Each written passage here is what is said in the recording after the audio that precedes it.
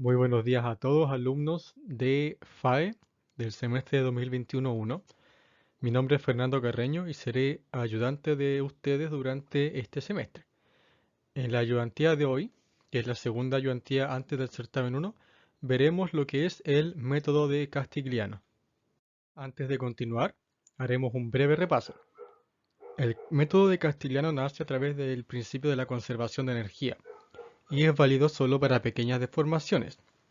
En particular, el segundo teorema de Castigliano, que es el que vamos a usar nosotros, dice que la deformación de un punto U sub i corresponde a la derivada de la energía de deformación con respecto a la carga aplicada en ese punto, siempre y cuando la energía de deformación se pueda escribir en términos de esta carga. La gracia que tiene el método de Castigliano es que se puede aplicar superposición. Por lo tanto, para determinar la deformación de un punto X producto de varias cargas aplicadas a lo largo del elemento, se puede simplemente sumar la acción de cada una de estas cargas sobre ese punto. Además, para determinar la deformación de un punto en el que no hay una carga aplicada, o sea, cualquier otro punto donde no haya una carga P o un momento M, se puede aplicar una fuerza P ficticia, la que al final del desarrollo se reemplaza por cero. Esto lo veremos más adelante. Entonces, el problema 1 dice, para el marco de la figura 1, determinar el giro en el punto C, o sea acá, producto de las cargas P y Q, que es una carga distribuida. Utilice propiedades EI para la viga. Entonces, lo primero que haremos es definir las reacciones. Yo siempre hago lo siguiente.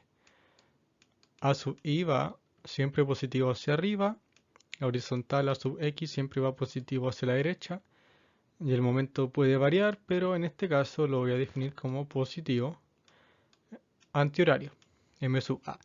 Y además, como queremos saber el giro en el punto C, pero tenemos una carga puntual, voy a poner un momento ficticio, m, en el punto que nos interesa. Para partir con el problema hay que primero calcular las reacciones que definimos. Entonces, con sumatoria de fuerzas en la horizontal obtenemos A sub x, que vale menos 2ql. Sumatoria de fuerzas en la vertical obtenemos A sub i, con valor p. Y sumatoria de momento en la base, en el sentido en que definimos el momento, obtenemos el momento en el empotramiento, de valor 2ql cuadrado más p por l más m. Lo que corresponde, después de obtener las reacciones, es calcular los momentos internos. El primer tramo en el que debemos calcular el momento interno es en la columna AB, y después calculamos un segundo tramo para la viga BC. Pueden ver los resultados acá en pantalla para cada tramo. Lo que hice para calcular cada momento fue, en el primer tramo, hacer un corte, definir el momento interno con sentido antihorario y hacer la sumatoria de fuerzas respectivas. La distancia X para calcular el momento siempre la defino desde el principio de la estructura. En el caso de la viga, el conte interno fue hecho desde derecha a izquierda, definiendo el momento interno en sentido horario.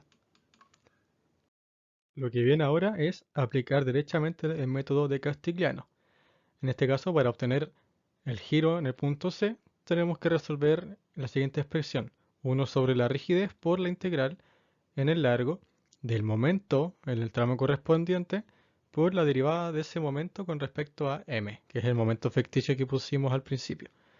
Al resolver esto tenemos la siguiente integral, o la siguiente expresión mejor dicho, en donde tenemos el momento calculado y la derivada del momento con respecto a m, y en este caso es el menos 1 que la acompaña, y al otro lado lo mismo, el menos 1 que la acompaña corresponde a la derivada.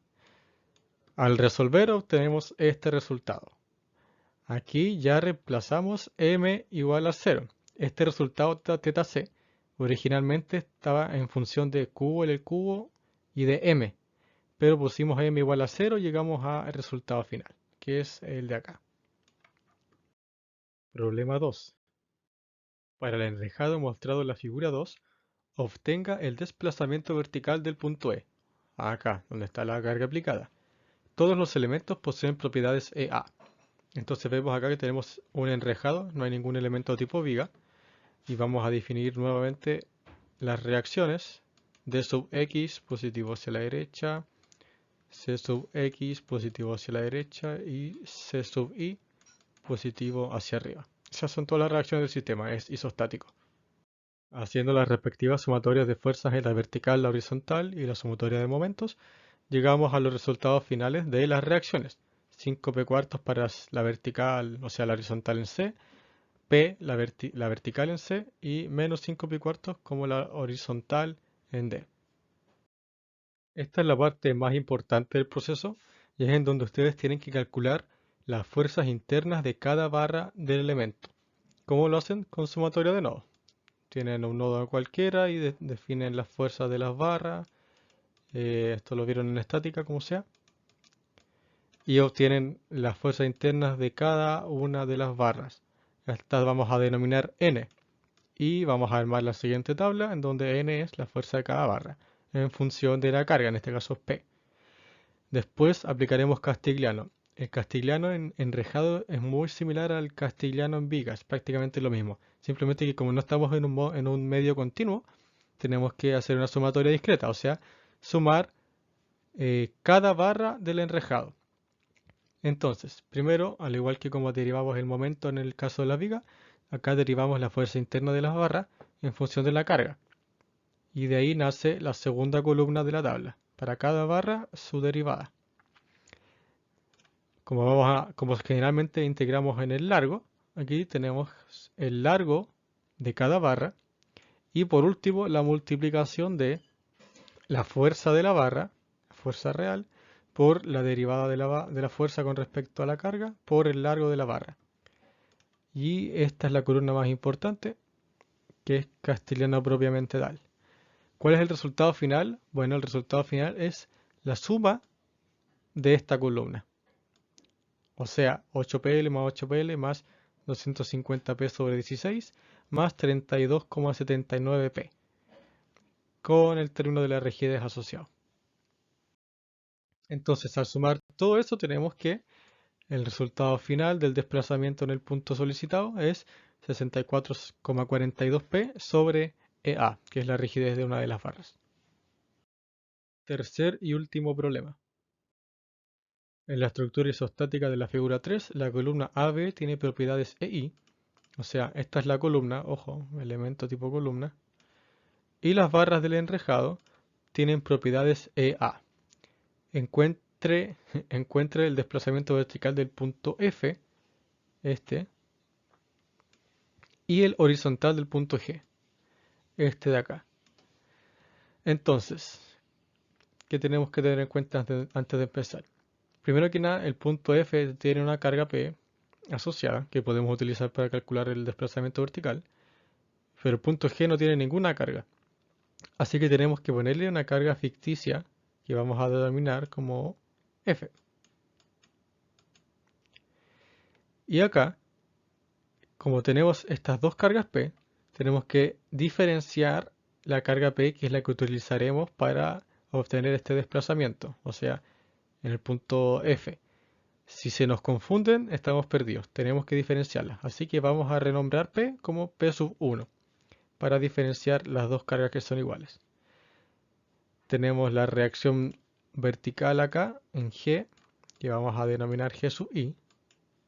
Y acá en el punto B, esta unión tiene una reacción horizontal y vertical. Y podemos separar estas estructuras en dos. Una solo la columna y otra el enrejado.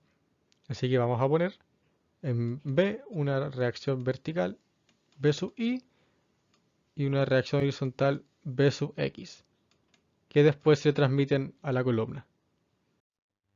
Ahora armamos la misma tabla que armamos para el ejercicio anterior.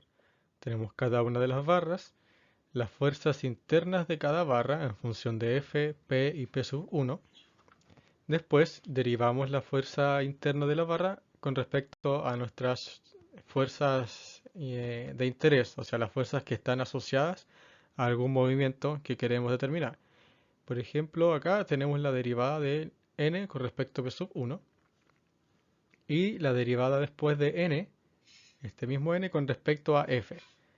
Esta columna es la que usaremos para calcular el desplazamiento del punto G, que tiene la fuerza ficticia f, y esta columna es la que vamos a usar para calcular el desplazamiento del punto F, en donde había una fuerza de magnitud P, pero la renombramos como P sub 1. Y finalmente el largo. Entonces, para determinar cada uno de los movimientos, o de los desplazamientos, haremos la multiplicación n por la derivada de n con respecto a P1 por L, para obtener el primer desplazamiento, y después n por la derivada de n con respecto a F por L, para obtener el segundo desplazamiento. Y los resultados finales serán la sumatoria de toda la columna. Ahora, resolviendo la sumatoria, podemos obtener el aporte del enrejado al desplazamiento de los puntos. Tengan en cuenta que cada uno de estos valores, ya sea del 10 PL sobre EA o el 1603 PL sobre EA, va en dirección a la fuerza que está aplicada en ese punto.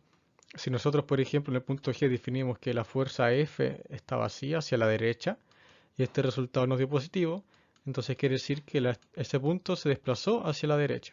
Si nos hubiese dado negativo, se hubiese desplazado hacia la izquierda. Lo mismo para este punto.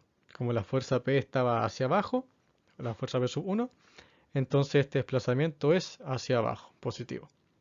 Acá tengan en cuenta también que para este punto yo ya reemplacé F igual a 0. Entonces, tenemos lista la parte del enrejado, pero recuerden que la estructura constaba de un enrejado y una columna. Ahora hay que ver el aporte de la columna. El resultado final será la suma entre lo que se movió la estructura de parte del enrejado y lo que se movió la estructura de parte de la columna. El aporte que hace la columna lo obtendremos con el momento interno de esta. Como ya tenemos los valores de B sub I y B sub X y podemos calcular el momento del empoderamiento, podemos entonces obtener el valor del momento interno en la columna, que es el que se muestra a continuación. Ahora aplicaríamos Castigliano para determinar el aporte de la columna a los desplazamientos. En el caso del desplazamiento en F, o sea el desplazamiento vertical, tenemos que el aporte de la columna sería 1 sobre EI por la integral de 0 a 4L del momento de X, que sería este de acá, por la derivada con respecto a P sub 1. Pero si se fijan, no hay ningún término P sub 1 acá, por lo tanto, la derivada sería 0, y entonces no hay aporte de la columna en este caso. Ahora, para el desplazamiento del punto G tenemos exactamente la misma integral, simplemente que ahora derivamos el momento con respecto a F. En este caso, si se fijan, sí se puede derivar con respecto a F y se obtiene algo, pero el momento en sí, que está en función de F, nosotros sabemos que F es una fuerza ficticia que después vale 0. Por lo tanto, al resolver esto nos va a quedar algo en términos de F que después se hará 0. Por lo tanto, esto tampoco aporta. ¿Qué se puede concluir entonces? Que la columna no aporta a ninguno de los dos desplazamientos. Entonces, para terminar, tenemos que los resultados finales son los que habíamos obtenido antes. 16,03 PL sobre EA para el caso del desplazamiento en el punto F, en el que lo definimos positivo hacia abajo, y 10 PL sobre EA para el caso del desplazamiento en el punto G, que fue definido hacia la derecha como positivo. Con eso terminamos la ayudantía.